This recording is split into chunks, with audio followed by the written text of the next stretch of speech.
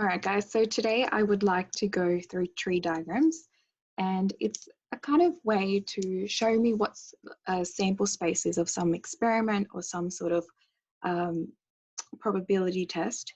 But before we get started on what tree diagrams are, I would like to show you why I would use it. And I'm going to go through two different examples. The first one, we're not even going to do a tree diagram, so you can understand why something to do with tree diagrams would be easier. So now that I've said tree diagram a lot, now let's get started. Okay, so first question here is about using the number 1, 4, and 6, and I have to create a 3-digit number, and it's just asking me how many I can make. So I'm going to use 1 as my first number first.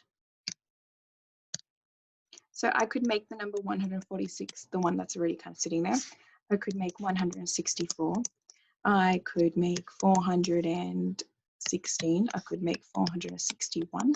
I could make 614, and I possibly could make 641. Okay, so right now I've kind of just done this all in my head, and I kind of listed all the numbers I could possibly get. I think that's all the numbers, and I'm just going to write here that this is all my sample space,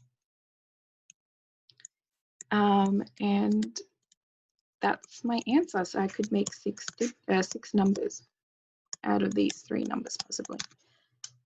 Now, when I did this question, I'm kind of still guessing, and I'm hoping I've listed all the numbers.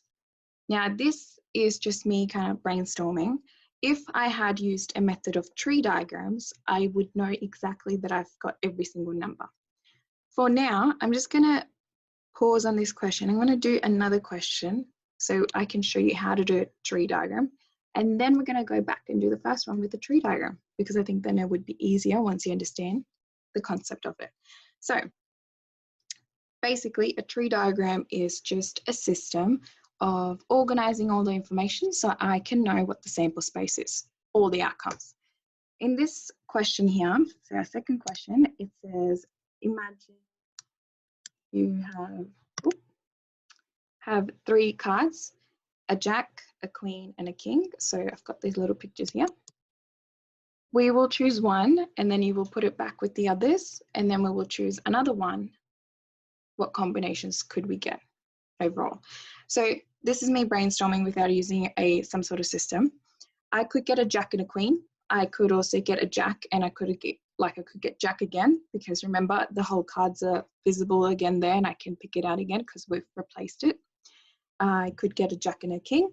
I could get a king and a queen or a king and a king, or a queen and a queen. So see how I'm just listing everything out? Now, there's a proper way to do it, and that's when tree diagrams come in handy. So I am going to use these pictures to kind of show you what my first pick was. So just putting these down, these are going to be my first lot of branches. So this is my first pick. Let's say my first pick was a jack. Now, so imagine these 3 cards list in front of you. I picked this one up, and it happened to be a jack, and I was like, okay, great. Then maybe I shuffled them around again, and then I got a jack again. So I got 2 jacks. So again, I'm going to do my first branch out. I got a jack.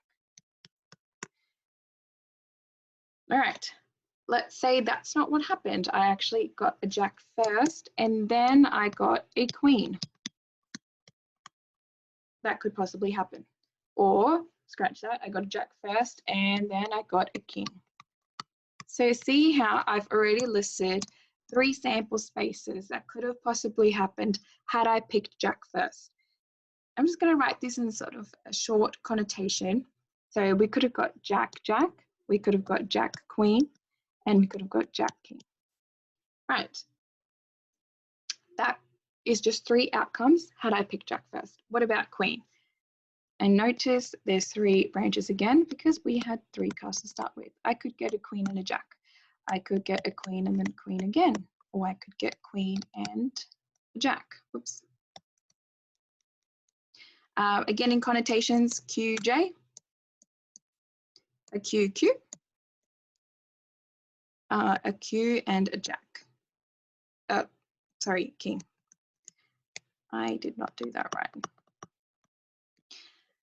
And lastly, what outcomes could I possibly could have got had I picked King first? I could have got a Jack first, second. I could have got a Queen or a King again.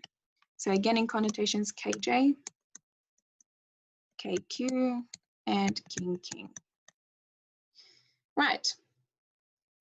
Let's go back to the questions because I've gone all over the place. I've done all these little branches, and now I'm going to explain what this tree diagram that I just made is. So a tree diagram is basically a bit of branches that are flowing out to explain what you could have got. In this little activity, you had 3 cards in front of you, you picked one out, and then you could have picked another one out once you had put your first one back down. So you always had a chance of getting one out of the 3. I could have possibly got a Jack, Jack, a Jack and a Queen, a Jack or a King. I could have got a Queen and Jack, Queen, Queen, a Queen, King, or I could have got a King, Jack, King, or a King, Queen, or a King, King. So let's count how many outcomes there are. 1, 2, 3, 4, 5, 6, 7, 8, 9. There are total 9 outcomes, 9 different ways of getting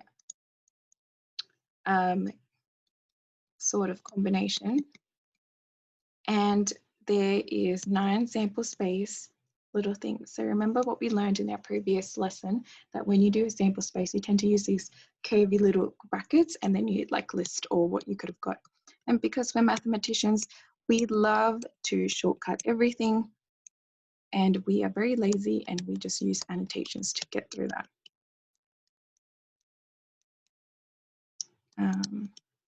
Oops, I just copied all my right column into this sample space bracket. Oops, didn't realize this was in the thing the whole time. And that's how I did that question. All right, so we're going to quickly go back to the first one and let's try and do a tree diagram. So same question as my first one that we did. I have numbers 1, 4, 6. All right, these are going to be my starters of my branch. So I've got 3 things happening. I've got the number 1. I'm just going to use a thicker font. So, oh, that's a bit too messy. I could get number 1. Or I could have got number 4 first, or I could have started with number 6. So these are my 3 starters. So I like to draw these 3 branches to start with, and then I could have got what number afterwards. So I've already used 1. Remember, this time nothing's replaced. It's just I've used 1 already. So what 2 numbers are left still? 4 and 6. Okay. And then I'm just going to grow 1 branch at a time because this is going to be a little tricky. So I've used 1 already. I've used 4. What's left? A 6. So now I've made 1, 4, 6. I could have made 1, 6. What's the number left? 4. So that number would have been 1, 6, 4. I could have started with 400, but then what were the numbers that I have not used? 1 and 6. In this one, I haven't used 6. In this one, I haven't used 1. So I could have more 416, 461. Had I used 6 first, then the numbers that I didn't use were 4, 1 and 4.